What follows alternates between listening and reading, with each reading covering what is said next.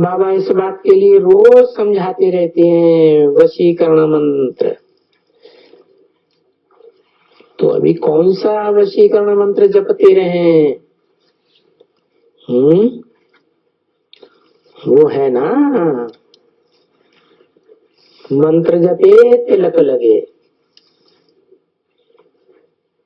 भक्ति मार्ग में कहते हैं ना, तुलसीदास चंदन घिसे तिलक देत रघुवीर।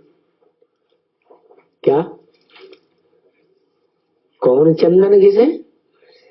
ज्ञान का सुगंध में, सुगंध से भरा हुआ चंदन कौन घिसे? तुलसीदास। घिसे माने मंथन करे। कौन घिसे? नाम क्या दे दिया? तुलसीदास। किसका दास बन गया है?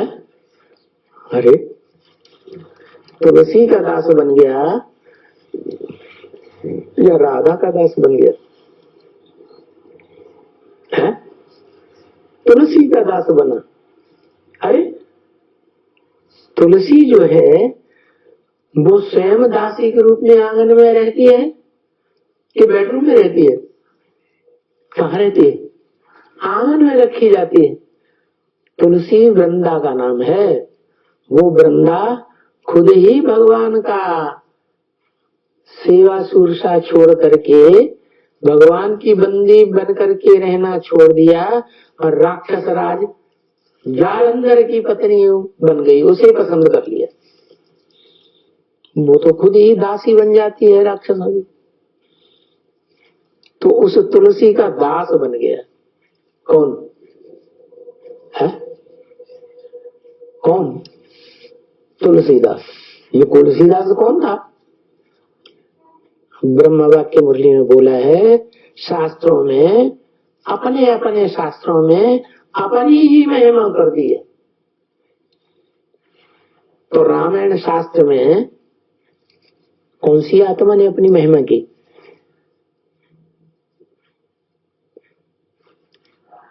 राम वाली आत्मा ने महिमा कर दी। चाहे वो तुलसीकृत रामायण हो और चाहे वो वाल्मीकि रामायण हो द्वापर युग की। जैसे ये इब्राहिम बुद्ध क्राइस्ट आदि द्वैतवादी धर्म पिताएं आते हैं तो बताया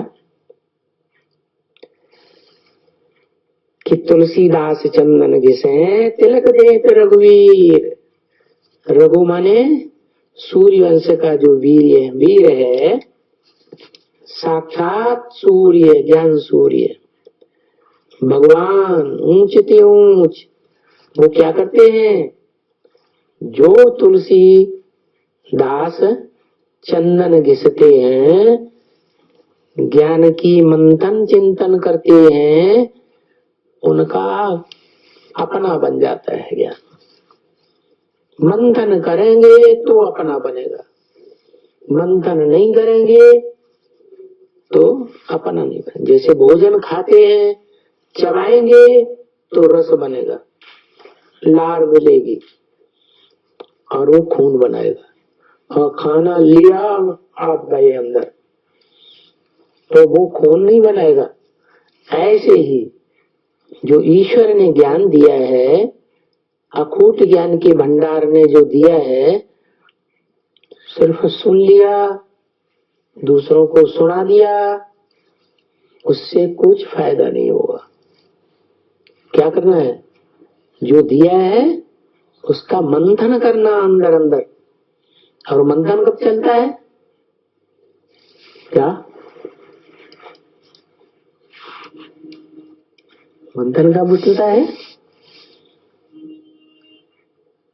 जब दूसरी आत्माओं के यज्ञात भवति, क्या सेवा करेंगे।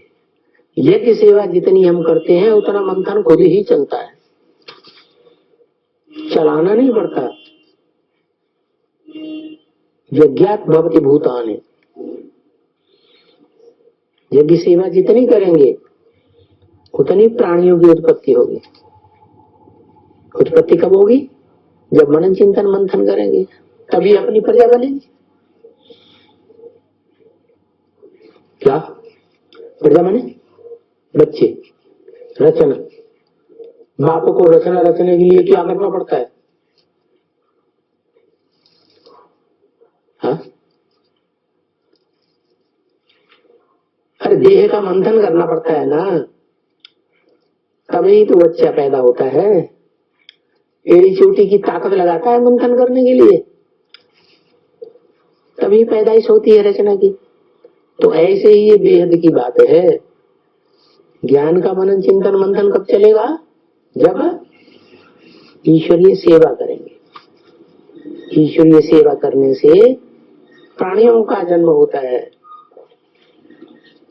श्रेष्ठ से श्रेष्ठ प्राणी कौन से हैं? ब्राह्मण धर्म के, ब्रह्मा से उत्पन्न होने वाले, उन ब्राह्मणों की रचना होती है। ओम शांति।